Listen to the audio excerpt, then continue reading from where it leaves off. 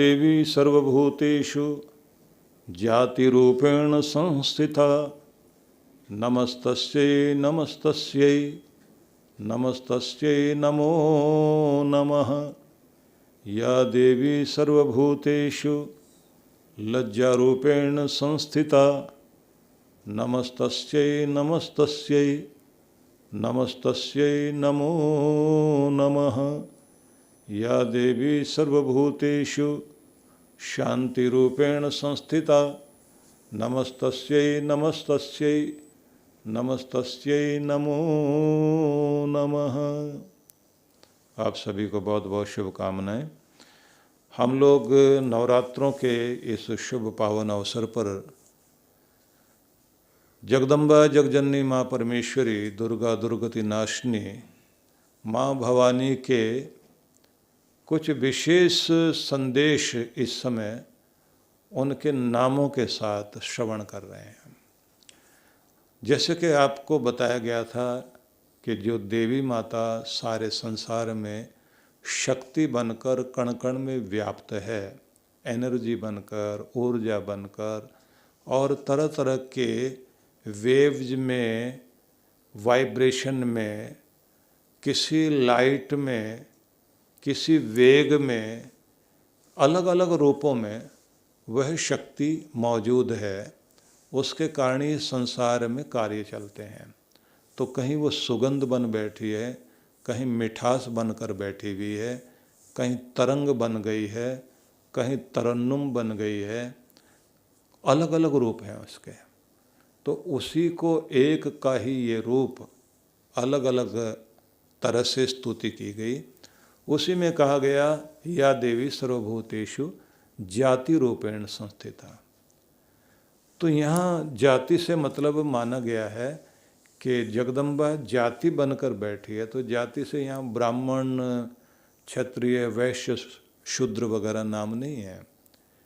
समान प्रसवात्मिका जाति शब्द कहा गया है कि जिनका समान तरह से प्रसव होता है। मतलब घोड़ा जाति हो गया, जिसको अश्व जाति आप कहेंगे, श्वान जाति हो गया, पक्षियों की अपनी जाति है, हंसों की अपनी जाति है, कौवों की अपनी जाति है।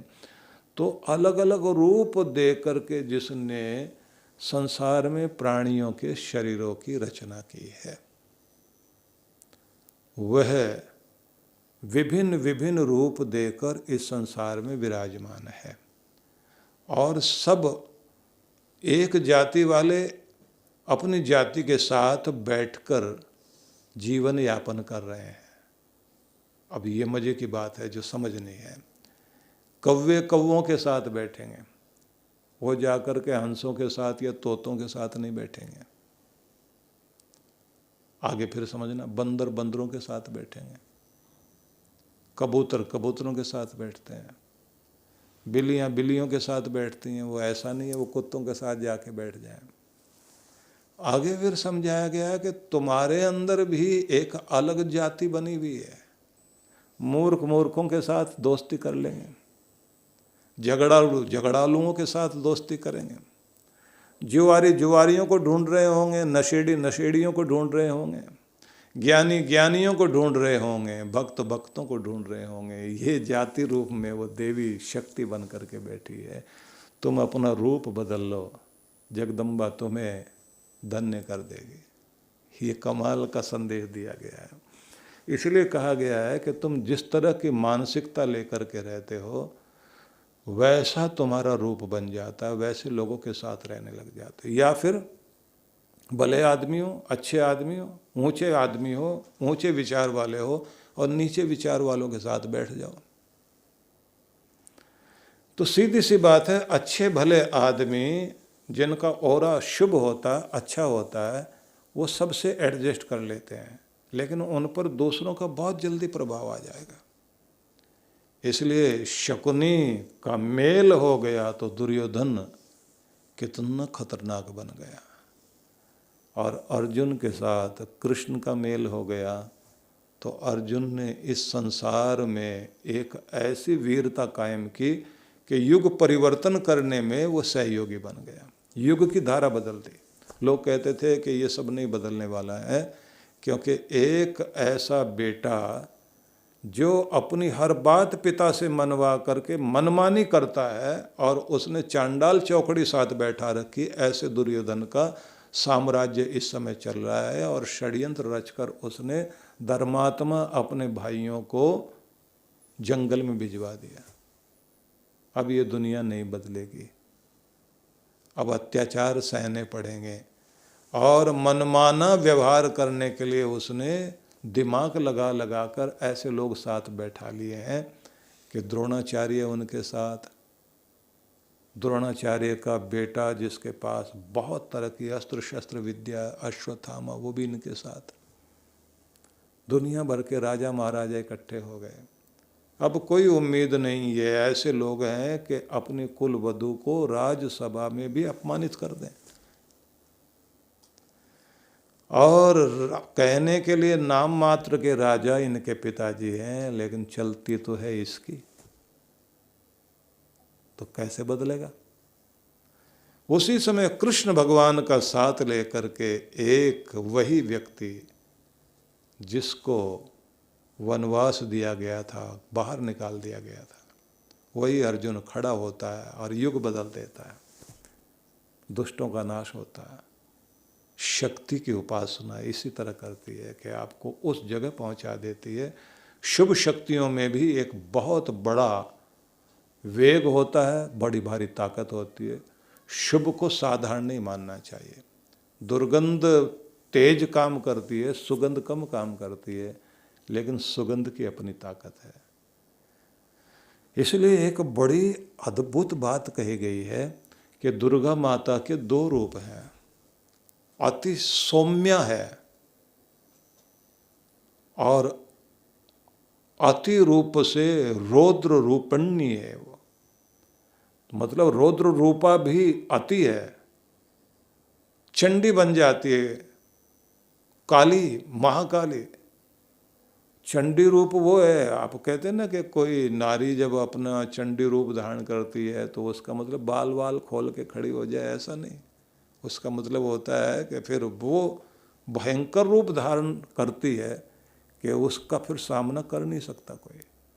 अति कोमल, अति कठोर, अति सौम्य, अति मृदु, लेकिन दूसरी तरफ से अति कठोर भी है।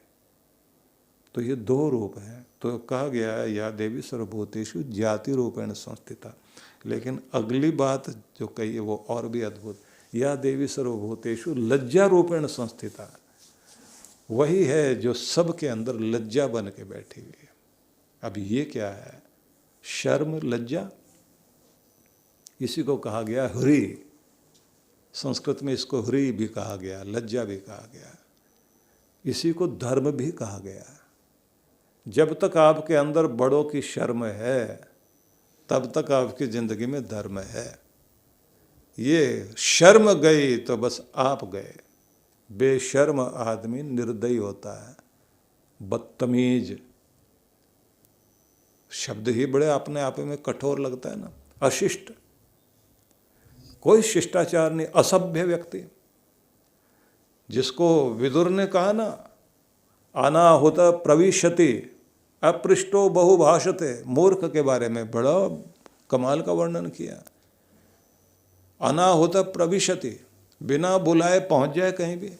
अपृष्टो बहुभाषते, बिना पूछे भी इतना बोले कि रुके ही नहीं।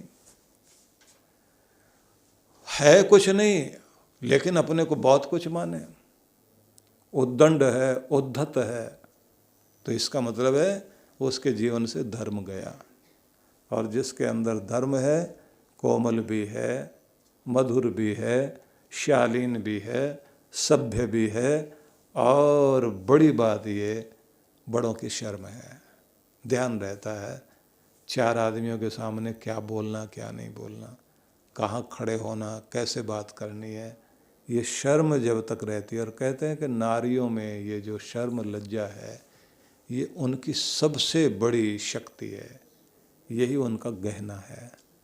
तो व्यक्तियों के अंदर देवी माता अपने वरदान इस रूप में भी देती है कि भले लोगों के अंदर वो लज्जा बनकर बैठी है, वो धर्म बनकर बैठी है, और ये धर्म रहना चाहिए। तो आगे फिर कहा कि जो देवी शांति रूप से सबके अंदर स्थित है, तो इसकी चर्चा कल करेंगे। तो आप सबके लिए बहुत बहुत शुभकामनाएं।